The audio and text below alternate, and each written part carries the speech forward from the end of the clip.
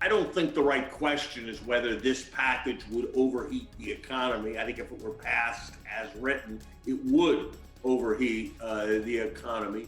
That was special contributor Larry Summers here on Wall Street Week back in January. Now, 2 months later, the question is what has changed and whether the risk of inflation is less or more than what Larry saw back then. David, I'm much more concerned. Markets have had their biggest increase in the 10-year in a century, with only one exception, showing that they've got a real concern. The fiscal policy outlook has dimmed from where it was as the full stimulus that was contemplated then has passed. People have declared that it's a new era in ways that suggest that large fiscal policy will continue for a long time to come. The COVID recovery has accelerated, which is a very good thing, but means more demand pressure. And the Fed has stuck to its guns on no rate hikes for years and years and continuing to grow its balance sheet. So it seems to me that what was kindling is now igniting. And I am much more worried that we'll have either inflation or we will have a pretty dramatic fiscal monetary collision. Are we mishandling macroeconomic policy right now in the United States?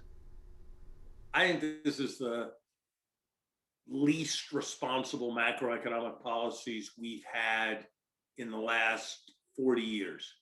I think fundamentally it's driven by intransigence on the Democratic left and intransigence and completely unreasonable behavior in the whole of the Republican Party that's driven us to the kind of political deals that we're seeing. And they're understandable. And I understand why reasonable people, given the tragic choices they have, might make these kinds of macroeconomic choices. But I think we are running enormous risks. I would put the risks this way, David. I think there's about a 1/3 chance that inflation will significantly accelerate over the next several years and we'll be in a stagflationary situation, like the one that materialized between 1966 and 1969, where inflation went from the range of ones to the range of sixes.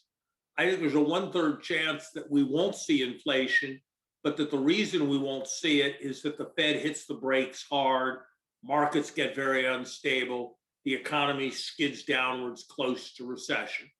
And I think there's about a 1/3 chance that the Fed and the Treasury will get what they're hoping for, and we'll get rapid growth, which will moderate in a non-inflationary way.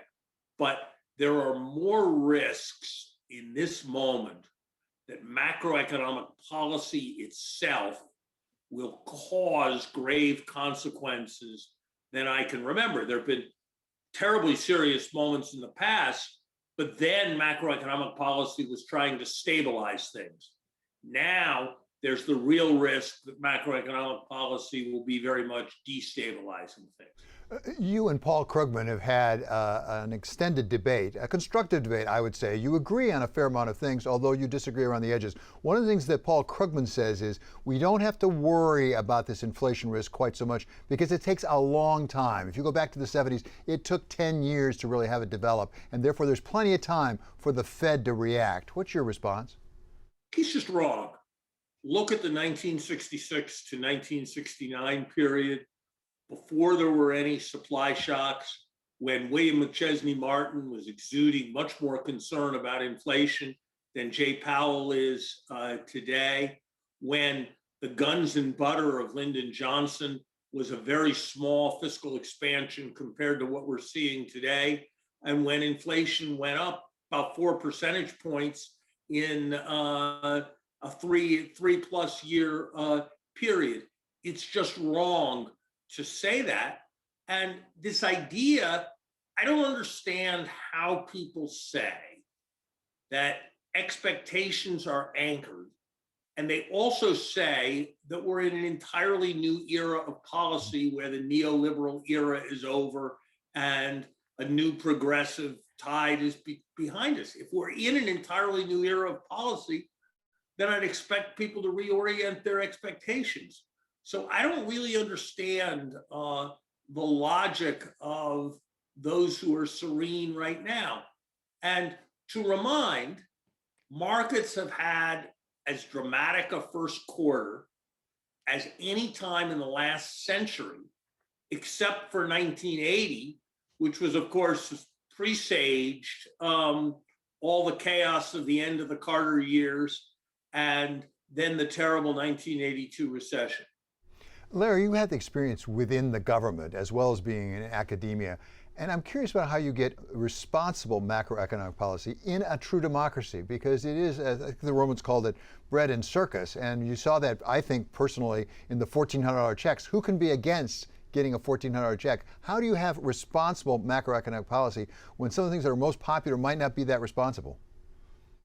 I think ultimately there's a very important responsibility for senior economic officials to be prepared to speak truth to politics, even if that truth is not welcomed. And I think over time, I'd expect that Janet Yellen and Jay Powell, both of whom I've got great respect for, will be prepared to do that.